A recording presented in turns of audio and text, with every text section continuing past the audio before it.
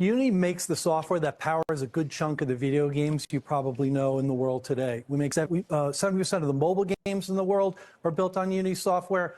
7 out of 10 of the top AR games, 30% of the PC games. So we're really important to that ecosystem. And what we're really proudest of is that we help creators of content from prototype right through profitability. So from the moment you start to think about the content creation to the time when it comes to bring new users into your game.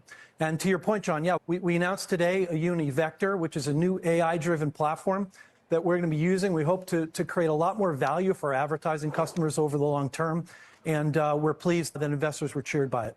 In context, about, I don't know, 2-3 years ago, there was this weird moment where Unity announced that it was buying ironSource, and you saw this tools maker combining with this kind of ads and monetization maker. And then AppLovin came in and said, don't do that. We'll buy you, Unity, as long as you drop that deal. And Unity said, no, we don't want to do that. We want to go ahead.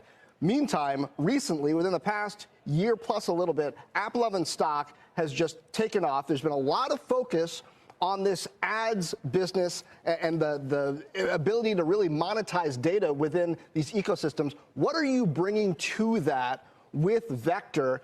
And say more about exactly when investors are going to see this monetization and the rate of it coming through. It won't be that long, it sounds like, from what you're saying.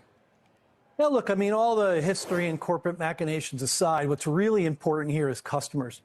And video game customers don't distinguish between the need to build great software and then the need to go out and acquire users to create big live services with that software. So these things from a product perspective belong together, and that's what Unity is really all about.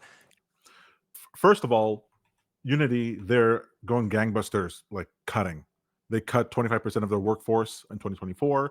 They're still cutting now. The new CEO came in and it's like, okay, we're undoing the plans that we had before that you guys didn't like, that caused all the uproar. We're getting lean. Let's go ahead and do that. And what they realized was that they can compete with Unreal Engine, the competitor, on one-for-one with like the design tools, the 3D engines and all that. Unity has a slightly different slant, but they couldn't go after the big dogs in that way. What they realized, though, is that because they're on all these different platforms, they have essentially an ad network, a visibility network that they can actually do more to monetize. And he's right over here when he says, the CEO is right when he says that the video game developers sometimes are really good at developing the game. In fact, they're often very good. That's the thing they're good at.